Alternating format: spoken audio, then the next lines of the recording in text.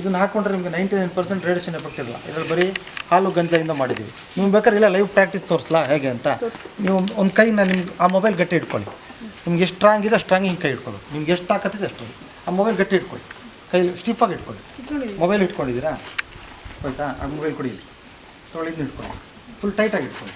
ಈ ಕೈ ಇಟ್ಕೊಳ್ಳಿ ಕೈ. ಅವಾಗ ಇವಾಗ ಎಷ್ಟು ಡಿಫ್ರೆನ್ಸ್ ಬಂತು? ನರಗಳನ್ನು ವೀಕ್ ಮಾಡುತ್ತೆ. ಅಥವಾ ಈ ನೀವು ಗಂಜಲ ಕೈಲಿ ಇಟ್ಕೊಂಡ್ರೆ ನಿಮ್ಮ ಸ್ಟ್ರಾಂಗ್ನೆಸ್ ಜಾಸ್ತಿ, ನರ ಸ್ಟ್ರೈಟ್ ಆಗುತ್ತೆ. ನೀವು ಫಸ್ಟ್ ಹಿಡ್ದವಾಗ ಈಗ ನೋಡಿ ಇದು ಹಿಡ್ಕೊಂಡು ಈಗ ತುಪ್ಪ ಕಡ್ರಿ ನೋಡಿ. ಈಗ ನನ್ನ ಕೈ ತಳ್ಳಿ ಹೋಗ್ತಾ ಇಲ್ವಾ? ಆ ಮೊಬೈಲ್ ಕೊಡಿ. ಈಗ ನಾನು ಸ್ಟ್ರೈಟ್ ಹಿಡ್ದಿದ್ದು ಅದಕ್ಕೆ ಡಿಫ್ರೆನ್ಸ್ ಏನಿದೆ? ಅದೇ ಇದನ್ನು ಹಿಡ್ಕೊತೀನಿ, ಇದನ್ನು ಫುಲ್ ಟೈಟಾಗಿ ಹಿಡ್ದೀನಿ. ಈಗ ತಳ್ಳಿ, ಡಿಫ್ರೆನ್ಸ್ ಇದೆ.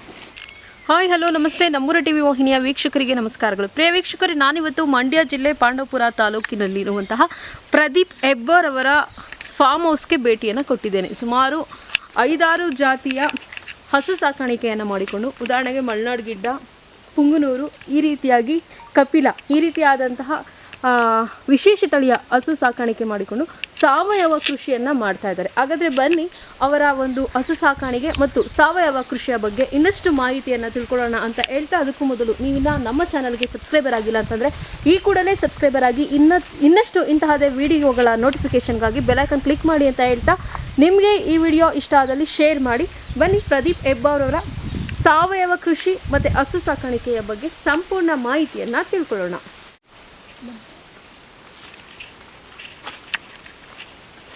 ಸರ್ ನಮಸ್ತೆ. ಸರ್, ತುಂಬಾ ಜನ ಕಮೆಂಟ್ಸ್ ಆಗ್ತಾ ಇದ್ರು ಪ್ರದೀಪ್ ಹೆಬ್ಬಾರ್ ಅವರ ಒಂದು ಫಾರ್ಮ್ ಹೌಸ್ ವಿಡಿಯೋ ಮಾಡಿ, ಸಾವಯವ ಕೃಷಿ ಬಗ್ಗೆ ವಿಡಿಯೋ ಮಾಡಿ ಅಂತ. ಹಾಗಾಗಿ ತಮ್ಮನ್ನು ಕೇಳಿದ್ದಕ್ಕೆ ತಾವು ಪರ್ಮಿಷನ್ ಕೊಟ್ಟಿದ್ದೀರಾ. ತುಂಬಾ ಧನ್ಯವಾದಗಳು ಸರ್. ಮೊದಲನೇದಾಗಿ ತಮ್ಮ ಪರಿಚಯ ಮಾಡಿಕೊಡಿ, ಹಾಗೆ ನಿಮ್ಮ ಫಾರ್ಮ್ ಹೌಸ್ ಅಲ್ಲಿ ಇರುವಂತಹ ಕೆಲವೊಂದಷ್ಟು ಜಾತಿಯ ಹಸುಗಳ ಪರಿಚಯವನ್ನು ಮಾಡಿಕೊಡಿ, ಸಾವಯವ ಕೃಷಿ ಬಗ್ಗೆ ಪರಿಚಯ ಮಾಡಿಕೊಡಿ. ನಾನು ಪ್ರದೀಪ್ ಹೆಬ್ಬಾರ್ ಅಂತ. ನಾನು ಹೆಚ್ಚು ಕಡಿಮೆ 11 ವರ್ಷದಿಂದ ಆರ್ಗ್ಯಾನಿಕ್ ಫಾರ್ಮಿಂಗೇ ಮಾಡ್ತಾಯಿದ್ದೀನಿ. ನೇಟಿವ್ ಶೃಂಗೇರಿ. ಅಲ್ಲಿ ನಮ್ಮ ತಂದೆ ಎಲ್ಲ ಸಣ್ಣಲ್ಲಿಂದ ಮಲೆನಾಡು ಗಿಡ್ಡಗಳೇ ಸಾಕ್ತಾರೆ. ಇವತ್ತು ನಮ್ಮಲ್ಲಿ ಒಂದು 70-80-100 ಮೇಲೆ ಹಸು ಇದೆ. ಮಲೆನಾಡು ಗಿಡ್ಡ ಅನ್ನೋ ಬ್ರೀಡ್ಸ್ ಇದ್ದಾವೆ. ಬಟ್ ಏನಂದರೆ ಅಲ್ಲಿ ನಾವು ಸೇಲ್ಸ್ ಕಿಲ್ಸ್ ಎಲ್ಲ ಮಾಡೋಕ್ಕಾಗಲ್ಲ. ಏನಾಗಿದೆ, ಬರೀ ಹಸು ಸಾಕ್ತಾರೆ, ಹಾಲು ಕುಡಿತಾರೆ ಬಿಟ್ಟರೆ ಅದರಿಂದ ಬೈ ಪ್ರಾಡಕ್ಟ್ಸ್ ಏನೇನು ಮಾಡ್ಬೋದು ಅಂತ ಇಲ್ಲಿ ಮಾಡ್ತಾಯಿದ್ದೀವಿ. ಹಸುವಿನ ಸಗಣಿ ಬೆರಣಿ ಮಾಡ್ತೀವಿ, ಗಣೇಶ ಮಾಡ್ತೀವಿ, ಪಿನಾಯಿಲ್ ಮಾಡ್ತೀವಿ. ಇನ್ನು ಶುಗರ್ಗೆ BP ಗೆ ಥೈರಾಯ್ಡ್ಗೆಲ್ಲ ಮೆಡಿಸಿನ್ ಹೇಳ್ಕೊಡ್ತೀವಿ. ನೀವು ಹೇಗೆ ಮಾಡಬೇಕು ಅಂತ ಹೇಳ್ಕೊಡ್ತೀವಿ, ನಾವು ಮಾಡಿಕೊಡಲ್ಲ. ಈಗ ಭತ್ತ ನಾನು ಮನೆಗೆ ಬೆಳ್ಕೊತೀನಿ, ತರಕಾರಿಗಳಿಗೆ ನಮ್ಮ ಮನೆಗೆ ಬೆಳ್ಕೊತೀವಿ. ಬಿಸ್ನೆಸ್ ಅಂದರೆ ಹಸು ಸೇಲ್ಸ್ ಅಷ್ಟೇ. ಆ್ಯಕ್ಚುಲಿ ಪುಂಗ್ನೂರನ್ನ ಬ್ರೀಡಿಂಗ್ ಮಾಡ್ತಾಯಿದ್ದೀನಿ. ಇವನು ಭೀಷ್ಮ ಅಂತ 16 ವರ್ಷದಿಂದ ನನ್ನ ಹತ್ರ ಇರೋ ಬುಲ್ಲಿದ್ದು. ಇವನಿಗೆ ಈಗ 16 ಇಯರ್ಸ್ ಆಯಿತು. ಸೊ 53 ಅನ್ನೋ ಬುಲ್ಲಲ್ಲಿ ಒರಿಜಿನಲ್ ಅಂತ ನಮಗೆ ಕೊಟ್ಟಿದ್ದಾರೆ. ಇವೆಲ್ಲ ಶಿರ್ಸಿ ಬೆಲ್ಟ್ ಮಲೆನಾಡು ಗಿಡ್ಡಗಳು. ಶಿರ್ಸಿ ಅಂದರೆ ನಿಮಗೆ ಕೋಸ್ಟಲ್ ಬೆಲ್ಟಲ್ಲಿ ಸಿಗೋಂಥ ಹಸುಗಳಿದಾವಲ್ಲ, ಅದ್ರದ್ದು ಹಾಲು ಜಾಸ್ತಿ, ನೇಚರ್ ಸರಿ. ಅದು ಫಸ್ಟ್ ಇಂದು ಬ್ರೌನ್ ಪುಂಗ್ನೂರು, ಅವಳ ಹೆಸರು ಮಂಗ್ಲಿ ಅಂತ ನಾವು ಇಟ್ಕೊಂಡಿರೋದು. ಇವು ಗೌರಿ, ಆಗಲೇ ಒಂದ್ಸತಿ ಒಂದು ಕರು ಹಾಕಿದ್ದಾರೆ. ಇದು ಲಕ್ಷ್ಮಿ ಅಂತ, ಇದು ಪುಂಗ್ನೂರು. ಇವು 3 ಪುಂಗ್ನೂರು ಒರಿಜಿನಲ್. ಏನು ವಿಶೇಷತೆ ಪುಂಗ್ನೂರು? ಈ ತಿರುಪತಿ ತಿಮ್ಮಪ್ಪ ತಪಸ್ಸು ಮಾಡ್ತಾ ಇರ್ಬೇಕಾದ್ರೆ ಹುತ್ತದಲ್ಲಿ ಹಾಲು ಸುರಿಸ್ತು ಅಂತ ಹೇಳ್ತಾರೆ. ಅವಾಗ ಗೊಲ್ಲ ಬಂದು ಅದನ್ನು ಕಡ್ದ ಆ ಏಟು ತಿಮ್ಮಪ್ಪ ದೇವ್ರ ತಲೆಗೆ ಬಿತ್ತು. ಹಸುಗೆ ಏನಾಗಿಲ್ಲ. ಯಾರ ಮನೇಲಿ ಹಸು ಇರುತ್ತೋ ಅವ್ರ ಮೇಲೆ ನಮ್ಮ ಕೃಪಾಶೀರ್ವಾದ ಇರುತ್ತೆ ಅಂತ ಅವ್ರು ಹೇಳಿದ್ದಾರೆ, ತಿರುಪತಿ ತಿಮ್ಮಪ್ಪ ದೇವರು. ಯಾಕಂದ್ರೆ ರಾಘವೇಂದ್ರ ಸ್ವಾಮಿಗಳು ಅದೇ ಹಾರೈಸಿದ್ದಾರೆ. ಸೊ ಮತ್ತೇನಂದರೆ ಇದರಲ್ಲಿ ಒರಿಜಿನಲ್ ಪುಂಗ್ನೂರ್ಸ್ ಆದರೆ ನಿಮಗೆ ಫಸ್ಟ್ ಲ್ಯಾಕ್ಟೇಷನ್ 1ರಿಂದ 1.25 ಲೀಟ್ರ್ವರೆಗೆ ಹಾಲು ಬರ್ತದೆ. ಒನ್ ಟೈಮ್ ದಿನಕ್ಕೆ 2.5 ಲೀಟ್ರ್ ಫಸ್ಟ್ ಲ್ಯಾಕ್ಟೇಷನಲ್ಲಿ. ಅದು ಒರಿಜಿನಲ್ ಪುಂಗ್ನೂರು. ಅದರಲ್ಲಿ 33 ಇಂಚಸ್ವರೆಗೆ ಹೈಟು, 5.25 ಲೆಂತ್ ಇರಬೇಕು. ಉದ್ದ 5.25 ಅಡಿವರೆಗೂ ಬರುತ್ತೆ. 5 ಅಡಿ ಮೇಲಿರುತ್ತೆ. ಎತ್ತರ ನಿಮಗೆ 33 ಇಂಚವರೆಗೆ ಒರಿಜಿನಲ್. ಸೊ ಅದರಲ್ಲಿ ಈಗ 35, 38 ಎಲ್ಲ ತೋರಿಸ್ತಾ ಇದ್ದಾರೆ. 38 ಇಂಚು, 40 ಇಂಚು ತೋರಿಸ್ತಾರೆ. ಅದೆಲ್ಲ ಬಿಸ್ನೆಸ್ ಪರ್ಪಸ್. ನಮ್ಮ ಹತ್ರ 2-3 ಒರಿಜಿನಲ್ ಇರೋದು. ಹಾಲು ಜಾಸ್ತಿ. ಹಾಂ, ಎಲ್ಲ ಪ್ರೆಗ್ನೆಂಟು. ಒಳಗೆ ಒಂದು ಕರು ಹಾಕಿರೋದು ಇದೆ. ರೀಸೆಂಟಾಗಿ ಒಂದು 4 ಸೇಲ್ ಮಾಡಿದ್ವಿ. ಈ ಮೊದಲು 11 ಇತ್ತು. ಮಿಡ್ಲಲ್ಲಿ ಸ್ವಲ್ಪ ನಾನೇನೋ ಔಟ್ಸೈಡ್ ಹೋದೆ, ಡೆಲ್ಲಿಗೆ ಹೋಗಿದ್ದೆ. ಬರಬೇಕಾದ್ರೆ ಕೆಲಸದವ್ರ ಸಮಸ್ಯೆ ಆಗುತ್ತೆ ಅಂತ ಹೇಳ್ಬಿಟ್ಟು ಹಸು ಕಡಿಮೆ ಮಾಡಿದೆ. ಸೊ ಹಂಗಾಗಿ ಸ್ಟಾಕ್ ಇಲ್ಲ. ಹಾಗೆ ನಮ್ದು ಇನ್ನೊಂದು ಫಾರ್ಮ್ ಇದೆ, 150 ಹಸು ಇದೆ ನಾನು. ಸೊ ಅದರಲ್ಲಿ ಇಲ್ಲಿಗೆ ಸೇಲ್ಸ್ ಇಲ್ಲಿ ಮಾತ್ರ. ಅಲ್ಲೆಲ್ಲ ಸೇಲ್ಸು ಇಲ್ಲ, ಯಾವುದು ಎಂಟ್ರಿನೂ ಇಲ್ಲ, ಮಾರೋದು. ಇಲ್ಲಿ ಮಾತ್ರ ಸೇಲ್ಸ್. ಈ ತೋಟದಲ್ಲಿ ಮಾತ್ರ ಸೇಲ್ಸ್ ಮಾಡೋದು. Agriculture purpose major. ಸಗಣಿ ಗಂಜಲ ಇದನ್ನು ನಾವು ಇಲ್ಲಿ ತೊಳೆದ್ಬಿಟ್ಟು ಹೋಗಿ ಕೊಟ್ಟಿಗೆ ಸ್ಟಾಕ್ ಆಗುತ್ತೆ. ಏನಾದರೂ ಪ್ರಾಡಕ್ಟ್ ತಯಾರು ಮಾಡ್ತೀರಾ ಸರ್? ಎಲ್ಲ ಸೋಪ್ ಇದೆ, ಶಾಂಪೂ ಇದೆ, ಧೂಪ ಇದೆ, ಗಣಪತಿ ಇದೆ. ಅಂದರೆ ನಾವು ಇಲ್ಲಿ ನಮ್ಮ ಫ್ರೆಂಡ್ ಇದ್ದಾನೆ, ಗಂಜಾಮಲ್ ಹುಡುಗ ಇದ್ದಾನೆ, ಅವನ ಹತ್ರ ಇದೆಲ್ಲ ಬೈ ಪ್ರಾಡಕ್ಟ್ಸ್ ಮಾಡ್ತೀವಿ. ಗಣಪತಿ ವರ್ಷಕ್ಕೊಂದು 800ರಿಂದ 1000 ಗಣಪತಿ ಮಾಡ್ತೀವಿ. ಈ ಸತಿ ಒಂದು 50,000 ಹಣತೆ ಮಾಡಿದ್ದಾನೆ ಅವನೇ. ಎಲ್ಲ ಮಿಷಿನರಿ ಎಲ್ಲ ಅಲ್ಲೇ ಇದೆ. ಸೊ ಗಂಜಲ ಎಲ್ಲ ನಾವು ಹಿಡಿದು ಕೊಡ್ತೀವಿ, ಅಲ್ಲೂ ಪ್ರಾಡಕ್ಟ್ ಮಾಡ್ತಾನೆ. ನಂಗೆ ಇಲ್ಲಿ ಲೇಬರ್ ಇಶ್ಯೂ ಇದೆ, ಎಲ್ಲರಿಗೂ ಪ್ರಾಬ್ಲಮ್ ಲೇಬರ್, ಹಂಗಾಗಿ ಅಲ್ಲಿ ಮಾಡೋದು. ಇವೆಲ್ಲ ಮಲ್ನಾಡು ಗಿಡ್ಡಗಳು. ಇದು ವೈಟ್ ಮಲ್ನಾಡು ಗಿಡ್ಡ, ಬ್ಲ್ಯಾಕ್ ಮಲ್ನಾಡು ಗಿಡ್ಡ, ಇವಾಗ ಶಿರ್ಸಿ ಬೆಲ್ಟ್ ಹಸುಗಳು. ಸೊ ಎಲ್ಲದಕ್ಕೂ ನಾವು ಪುಂಗ್ನೂರು ಗೂಳಿಂದನೇ ಕ್ರಾಸಿಂಗ್ ಮಾಡ್ಕೊಡ್ತೀವಿ. ಇದು ಈಗ ಪ್ರೆಗ್ನೆಂಟು, ಇದು ಪ್ರೆಗ್ನೆಂಟ್. ಏನು ರೇಟ್ ಇದೆ ಸರ್ ಪುಂಗ್ನೂರು? ಪುಂಗ್ನೂರು ಮೇಡಮ್ 1.5 ಲಕ್ಷದ್ದು ಇದೆ ನನ್ನ ಹತ್ರ, 8 ಲಕ್ಷದವರೆಗೂ ನನ್ನ ಹತ್ರ ಇದೆ. ಸ್ಟಾರ್ಟಿಂಗ್ ರೇಟ್ 1.5 ವಿತ್ ಪ್ರೆಗ್ನೆಂಟ್, ಕರು ಅಲ್ಲ. ಈ ಮಿನೇಚರ್ ಅನ್ನೋದು ಕ್ರಾಸ್ ಬ್ರೀಡ್. ಈ ಬುಲ್ಲಿಂದ ಈ ಹಸು ಕ್ರಾಸ್ ಮಾಡಿ ಹುಟ್ಟೋದೇ ಮಿನೇಚರ್. ಅದು ತೋರಿಸ್ತೀನಿ, ಇಲ್ಲೊಂದಿದೆ 2 ವರ್ಷದ ಸಣ್ಣ ಕರು ಇದ್ದಂಗೆ ಇದೆ. ಈ ಮಲ್ನಾಡು ಗಿಡ್ಡಕ್ಕೆ ನೀವು ಒರಿಜಿನಲ್ ಪುಂಗ್ನೂರು ಗೂಳಿಂದ ಕ್ರಾಸಿಂಗ್ ಮಾಡಿದ್ರೆ ಮಿನೇಚರ್ ಬರುತ್ತೆ.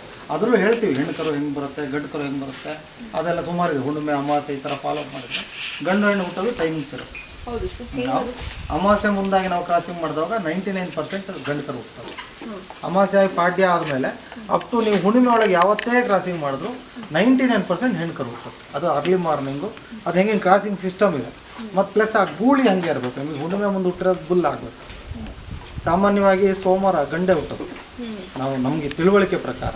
ಹೆಣ್ಣು ಹುಟ್ಟಿದೆ ನಮ್ಮ ಹತ್ರ, ಹುಟ್ಟೇ ಇಲ್ಲ ಅಂತಲ್ಲ, ಹೆಣ್ಣು ಹುಟ್ಟಿರೋದನ್ನು ಕೊಡಲ್ಲ ಯಾರು.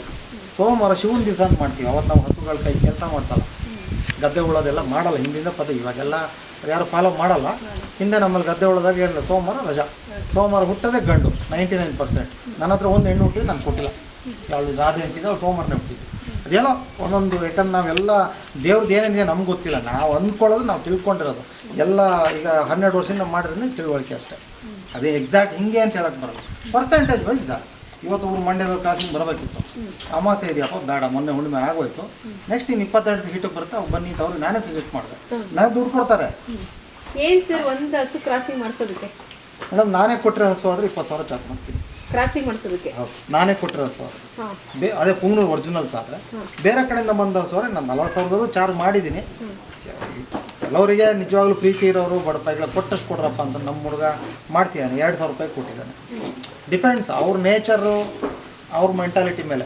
ಪ್ಯೂರ್ ಆರ್ಗ್ಯಾನಿಕ್ ಮಾಡೋರ್ಗೆ ಏನೋ ತಿನ್ಸಕ್ಕೆ ಕೊಡಿ ಅಂತಲೂ ಮಾಡಿದ್ದೀವಿ. 40,000 ಚಾರ್ಜ್ ಮಾಡಿದ್ದೀವಿ. ಬೇಕೇ ಬೇಕು ನಮ್ಗೆ ಹೆಣ್ಣು ಕರು ಇಂಥ ಆ ಥರ ವೈಟೇ ಬರಬೇಕು ಅಂದರೆ ಮಲ್ನಾಡು ಗಿಡ್ಡದಲ್ಲಿ ಆ ಥರ ಪುಂಗ್ನೂರು ಬರೋಂಗೆ ಕ್ರಾಸಿಂಗ್ ಮಾಡಿಸ್ತೀವಿ. ಈ ಮಲ್ನಾಡು ಗಿಡ್ಡ ನಿಮಗೆಲ್ಲ ಇದು ನೋಡಿ, ಈ ಹಸುಗಳಿಗೆ ಒಂದು 25,000 to 30,000 ಮ್ಯಾಕ್ಸಿಮಮ್. ಹುಚ್ಚುತನದ ಮೇಲೆ, ಹಾಲು ಮೇಲೆ. ಇದರಲ್ಲಿ ನಿಮಗೆ ಡಬಲ್ ಕಲರ್ ಬರುತ್ತೆ ಹಸು ಕರು ಹುಟ್ಟಿದ್ರೆ. ನೀವು ಹಸು ಯಾವಾಗಲೂ ಒಂದೇ ಬಣ್ಣ ಆಗುತ್ತೆ. ಕಿವಿ ಒಳಗಡೆನೂ ಕೆತ್ತಲುವೆ ಒಂದೇ ಬಣ್ಣ. ಅದಿದ್ರೆ ನೀವು ಪಕ್ಕ ಸಿಂಗಲ್ ಬಣ್ಣದ ಕರು ಬರುತ್ತೆ. ವೈಟೇ ಬರುತ್ತೆ ಅಂತ ಹೇಳಕ್ಕೆ ಬರಲ್ಲ, ಬಟ್ ಪರ್ಸೆಂಟೇಜ್ ಜಾಸ್ತಿ ವೈಟ್ ಬರುತ್ತೆ. ಇದು ಸರ್ ನಿಮ್ಮ ಗೂಳಿ ಬಗ್ಗೆ ಏನಾದರೂ ವಿಶೇಷತೆ ತಿಳಿಸಿ. ಇದು ದೃಷ್ಟಿ ಬುಲ್ಲು.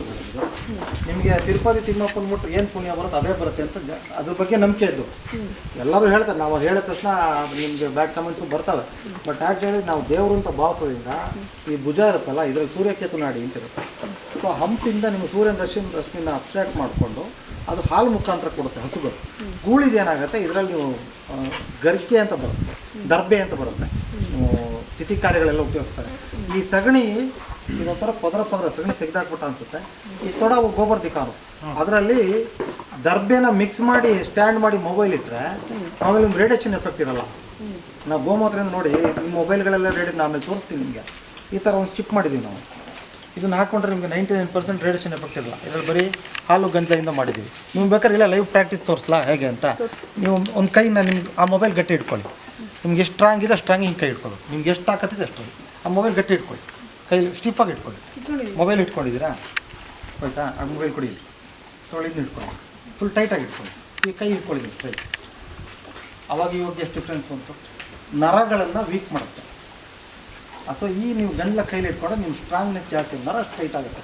ಫಸ್ಟ್ ಹಿಡ್ದವಾಗ ಈಗ ನೋಡಿ ಇದು ಹಿಡ್ಕೊಂಡು ಇದರ ತುಪ್ಪ ಕಟ್ರಿ ನೋಡಿ. ಈಗ ನನ್ನ ಕೈ ತಳ್ಳಿ ಹೋಗ್ತಾ ಇಲ್ವಾ, ಆ ಮೊಬೈಲ್ ಕೊಡಿ.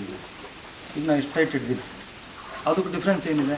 ಅದೇ ಇದನ್ನು ಹಿಡ್ಕೊತೀನಿ, ಇದನ್ನು ಫುಲ್ ಟೈಟಾಗಿ ಹಿಡ್ದೀನಿ. ಈಗ ತಳ್ಳಿ, ಡಿಫ್ರೆನ್ಸ್ ಇದೆ. ಈ ಗೋಮೂತ್ರದ್ದು ಇದನ್ನು ಮಾಡೋದು ಇದರಲ್ಲಿ ನಿಮ್ಮ ರೇಡಿಯೇಷನ್ ಎಫೆಕ್ಟೇ ಕಡಿಮೆ ಆಗುತ್ತೆ. ಈ ಉದ್ದೇಶಕ್ಕೋಸ್ಕರ ನನಗೆ ನಾನು ಇವರಿಂದ 1 ತಿಂಗಳು ಹೊರಗಿದ್ರೆ ನಾನು ಶುಗರ್ 200ವರೆಗೆ ಹೋಗ್ಬಿಡುತ್ತೆ. ನಾನು ಏನು ಮೆಡಿಸಿನ್ ಮಾಡೋಕ್ಕೆ ಹೋಗಲ್ಲ. ಈಗ ನನ್ನ ಫ್ರೆಂಡ್ ಯಾರೋ ಒಂದು ಗೋಮೂತ್ರ ಕೊಡಿ ಅಂತೇಳಿ ಈ ಹೊತ್ತು ಕೆಲಸ ಮಾಡ್ಕೊಳ್ಳಿ, ನಂಗೆ ಶುಗರೇ ಇರೋಲ್ಲ. ಈಗ 140, ಇವತ್ತು ಬೆಳಗ್ಗೆ 138 ಆಫ್ಟರ್ ಫುಡ್ ಚೆಕ್ ಮಾಡಿ. ಇವೆಲ್ಲ ಸ್ವರ್ಣ ಕಪಿಲ ಅಂದರೆ ಇದರಲ್ಲಿ ಒಂದು 10 ವೆರೈಟಿ ಇದೆ. ಕಪಿಲಗಳಲ್ಲಿ 10 ಇದೆ. ರಕ್ತಪಿಂಗಾಕ್ಷಿ, ಆರಕ್ತಪಿಂಗಾಕ್ಷಿ, ಗಲಪಿಂಗಲ, ಗೌರಪಿಂಗಲ, ಕಪಿಲ. ಅಂದರೆ ರಕ್ತಪಿಂಗಾಕ್ಷಿ ಅಂದರೆ ಫುಲ್ಲು ಚಿನ್ನದ ಬಣ್ಣ, ಇದನ್ನೇ ಸ್ವರ್ಣ ಕಪಿಲ ಅಂತ ಮಾಡ್ತಾರೆ. ಬಾಲನೂ ನೋಡಿ ಚಿನ್ನದ ಬಣ್ಣ ಇದೆ. ಕಣ್ಣು ನಿಮಗೆ ಕ್ಯಾಟೈಸ್ ಬರುತ್ತೆ. ನೈಟ್ ಹೊತ್ತು ವೀಡಿಯೋ ಮಾಡಿದ್ರೆ ಕಣ್ಣು ನಿಮಗೆ ಫ್ಲ್ಯಾಶಲ್ಲಿ ಹೊಡೆಯುತ್ತೆ, ಕೆಂಪು ಕಾಣುತ್ತೆ. ಇದು ಗೋಮೂತ್ರದಿಂದ ಎಲ್ಲ ಕಾಯಿಲೆಗಳನ್ನು ಗುಣಪಡಿಸ್ಕೊಳ್ತೀವಿ. ಇದು ಸುಮ್ಮನೆ ಮಿನೇಚರ್. ಇದನ್ನೇ ಮಲ್ನಾಡು ಗಿಡ್ಡಕ್ಕೆ ಕುಮ್ಮೂರು ಗೂಳಿಂದ ಹುಟ್ಟಿದೆ 2.25 ವರ್ಷ ಒಂದು. ಅದಕ್ಕೆ ಹೆಚ್ಚು ಕಡಿಮೆ 1 ವರ್ಷ 9 ತಿಂಗಳು ಆಗ್ತದೆ.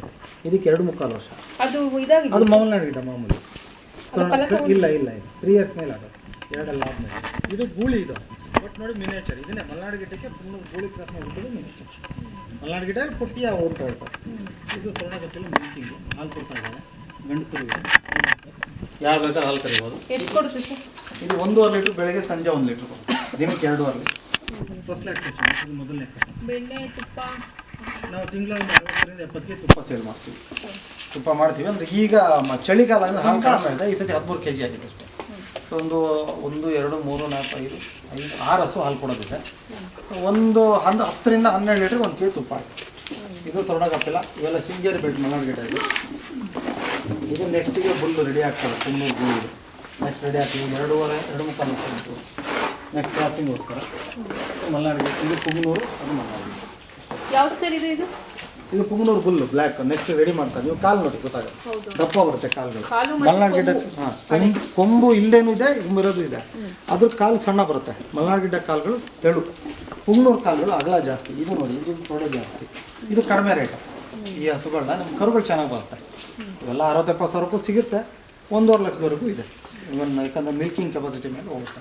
ಬಟ್ ಅವೆಲ್ಲ ಕಡಿಮೆ ಜಾಸ್ತಿ. ಮಲ್ನಾಡು ಗಿಡ್ಡ ನೋಡಿ, ಇದೆಲ್ಲ 15,000, 12,000, 15,000 ರೂಪಾಯಿ ಸಿಗುತ್ತೆ. ಮಿಲ್ಕಿಂಗ್ ಇದ್ದರೆ ಒಂದು 15-16 ಸಾವಿರ ಸಿಗುತ್ತೆ ಡೆಲಿವರಿ ಅಪ್ ಟು ಇಲ್ಲಿಗೂ. ಯಾಕಂದರೆ ಶೃಂಗೇರಿ ಕಡೆಯಿಂದ ಹೋದಾಗ ರೇಟ್ ಕಡಿಮೆ, ಸಿರ್ಸಿ ಕಡೆ ಹೋದ್ರೆ ರೇಟ್ ಜಾಸ್ತಿ. 2ರಿಂದ 2.5 ಲೀಟ್ರ್ ಹಾಲು ಕೊಡುತ್ತೆ, ಅದಕ್ಕೆ ರೇಟ್ ಜಾಸ್ತಿ. ಕಡಿಮೆ ಇರೋದು ಇವೆಲ್ಲ ಒಂದು 3/4 ಲೀಟ್ರ್ ಮ್ಯಾಕ್ಸಿಮಮ್ ಒಂದು ಟೈಮ್ 3/4 ಲೀಟ್ರ್ ಕಡಿಮೆ. ಇದು ಒಂದು 18,000, 20,000, 25,000 ಬೆಲೆ. ಆದರೆ ಮಾರೋರು 40-50 ಸಾವಿರಕ್ಕೂ ಮಾರ್ತಾರೆ. ನಾವು ಯಾವುದು ಸೇಲ್ಗೆ ಅಂತ ಇಟ್ಕೊಂಡಿಲ್ಲ. ಮತ್ತು ಇವೆಲ್ಲ ಹುಲ್ಲು ನಾವೇ ಬೆಳೆದಿರೋದು. ನಾವು ಭತ್ತ ಮಾಡ್ತೀವಿ ಆರ್ಗ್ಯಾನಿಕಲ್ಲಿ. ಅಂದರೆ ಇಲ್ಲಿ ನೀರು ಹೋಗುತ್ತೆ ನಮ್ಮದು, ಕೊಟ್ಟಿಗೆ ತೊಳೆದ ನೀರಲ್ಲಿ ಹೋಗಿ ಅಲ್ಲೊಂದು ತೊಟ್ಟಿ ಮಾಡಿದ್ವಿ, ತೋರಿಸ್ತೀವಿ. ತೊಟ್ಟಿ ಸ್ಟಾಕ್ ಆಗುತ್ತೆ. ಆ ಸ್ಟಾಕ್ ಆಗಿದ್ದು ನೀರನ್ನು ಪೈಪ್ ಹಾಕೊಂಡು ಗದ್ದೆಗೆ ಹೊಡಿತೀವಿ, ಗೊಬ್ಬರ ಹಾಕ್ತೀವಿ. ಒಂದು ಬೆಳೆ ಭತ್ತ ಬೆಳಿತೀವಿ, ಒಂದು ಬೆಳೆ ಜೋಳ ಗಿಳ ಬೆಳ್ಕೊಂಡು ಕ್ಲೋಸ್ ಮಾಡ್ತೀವಿ.